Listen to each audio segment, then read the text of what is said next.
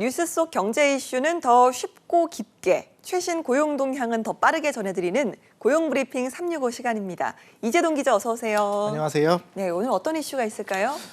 네, 새해가 되면 많은 분들이 좀 변화를 꿈꾸고 더 나은 삶이 찾아올 거다 이런 희망을 품게 되죠. 하지만 월급은 거의 제자리인데 물가는 껑충껑충 오르고 대출금리 또한 가파르게 오르면서 부담만 커지는 게 현실입니다. 그래서일까요? 직장인들의 새해 소망 1위 뭔지 혹시 아실까요? 네, 이거는 연봉과 관련 있지 않으면 안 될 것 같은 질문인데요. 네, 맞습니다. 직장갑질 119에서 발표한 조사를 보면요. 노동시간 단축, 일과 가정의 양립, 이직 등을 모두 다 제치고 직장인 10명 중에 8명이 임금 인상을 새해 소망으로 꼽았다고 합니다. 네. 전기에, 가스 요금에, 지하철 요금까지 안 오르는 게 없는데 연봉만 제자리 걸음이라는 한숨이 여기까지 들리는 것 같습니다. 직장인의 월급에 무슨 일이 일어나고 있는 걸까요? 이슈픽에서 짚어보겠습니다. 예, 진짜 요즘 직장인 월급에 무슨 일이 일어나고 있는지 한 줄로 요약을 하면 버는 것보다 나가는 게 더 많다. 혹은 다 오르는데 월급만 제자리 걸음 뭐 이런 거 아닐까요? 네, 뭐 그런 것도 있잖아요. 숨만 쉬어도 돈이 나간다. 맞아요.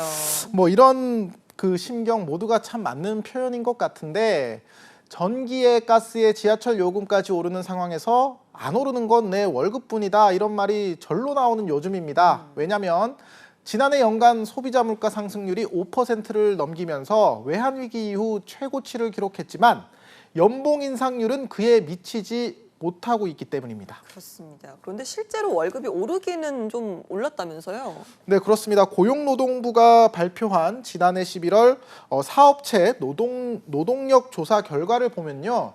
지난해 들어 10월까지 상용 근로자 1인 이상 사업체 근로자의 1인당 임금 총액은 384만 1,000원으로 1년 전보다 18만 8,000원, 약 5.2% 정도 증가했습니다. 하지만 이를 물가지수에 반영한 실질 임금으로 따져보면요. 오히려 감소한 상황입니다. 지난해 10월 실질 임금만 해도 332만 5천 원으로 1년 전 같은 기간과 비교해 0.5% 오히려 감소했기 때문입니다. 그러니까 고물가 상황이 지속된 지가 꽤 되지 않았습니까? 사실상 실질 임금은 그러면 계속 내림세였다 이렇게 볼 수 있는 거네요? 네, 그렇습니다. 실질임금 상승률은 지난해 4월에 마이너스 2%로 감소세로 돌아선 후에 7개월째 계속 하락세입니다. 오른 월급이라는데 물가를 반영하니까 이게 실제 체감 수위가 뚝 떨어져 버리는 셈이잖아요. 고용노동부는 워낙 높은 물가 상승세로 임금 인상 체감도가 낮을 수밖에 없다고 설명했습니다. 결국 물가 상승률을 넘어선 임금 인상이 아니고선 체감도를 높이기가 쉽지 않은 이유인 거죠. 그렇습니다. 그런데 이마저도 사업체 규모별로 증가 수준이 천차만별이라고 하더라고요.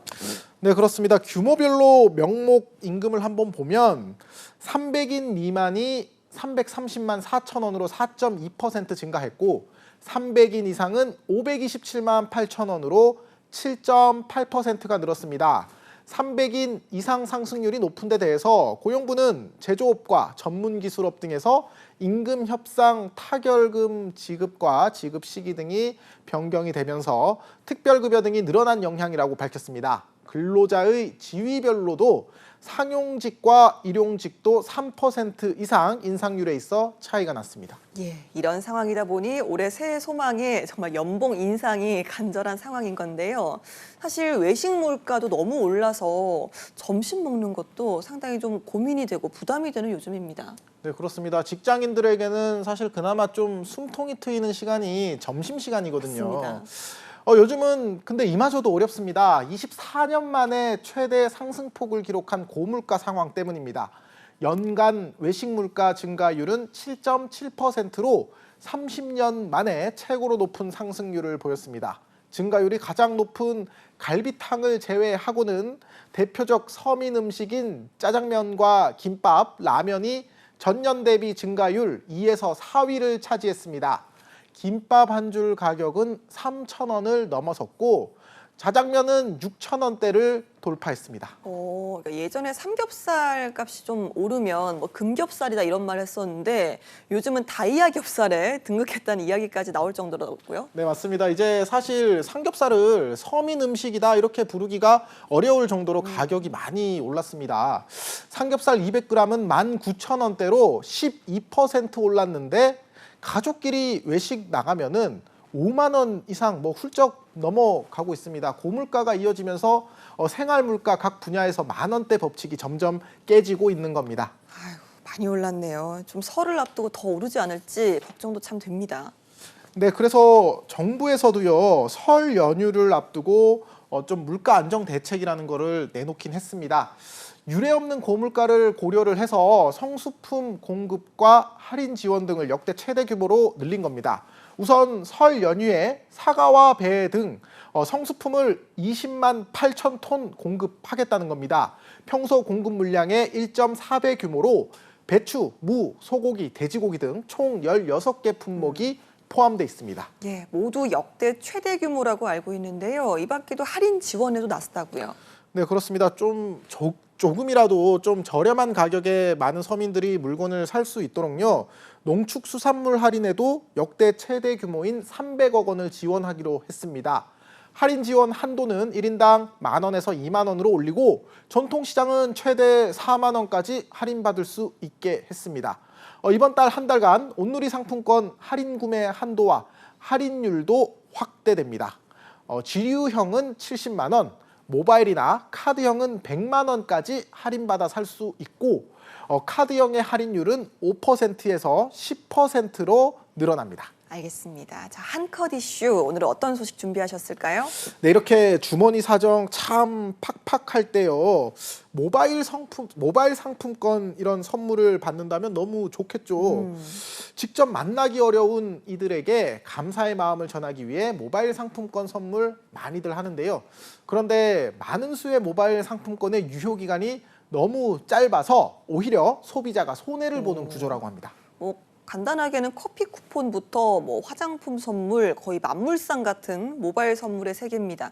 간편하게 주고 또 사용할 수 있다 보니까 인기가 아주 만점인데 유효 기간이 많이 짧아요?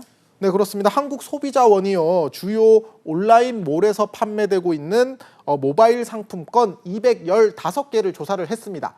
유효 기간이 3개월인 상품권이 절반이 넘는 119개, 55.3%나 됐습니다. 모바일 상품권의 표준 약관은 농산물같이 장기간 품질 유지가 어려운 상품을 제외하고 유효 기간을 1년 이상 정하도록 하고 있는데 현실은 달랐던 겁니다. 유효 기간 연장 자체가 불가하다고 알린 사례도 10%가 넘었습니다. 그런데 이렇게 유효 기간이 지나면 전액 환불받는 것도 좀 어렵잖아요. 네, 그렇습니다. 돈으로 돌려받을 때는요, 소비자들이 참 적지 않은 손해를 감수를 해야 됩니다. 전액을 돌려받을 순 없고요. 공급자 맘대로 현금이 아닌 포인트로 주는 일도 있었습니다.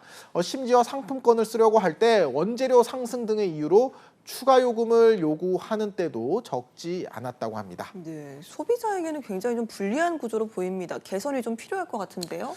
네, 그렇습니다. 모바일 상품권 시장은요, 지난 2019년에 3조 3천억 원 수준에서 2021년 5조 9천억 원으로 와. 70% 이상 급증을 했습니다. 소비자 이익 보호는 하지만 질적으로 성장하지 못했습니다. 소비자원은 상품권 발행사에 유효 기간을 1년 이상으로 확대를 하고 추가 요금 발생 여부에 대해 정확히 표기해 줄 것을 권고할 예정인데요. 장기적으로 약관이 무용지물인 제도를 개선해야 한다는 목소리가 큽니다. 네. 자, 월급 빼고 다 오르는 고물가 시대, 여러분의 통장은 안녕하신가요? 올해는 월급 인상이라는 소원 성취 모두에게 이뤄지길 기원하겠습니다. 오늘도 이재동 기자와 함께했습니다. 고맙습니다. 감사합니다.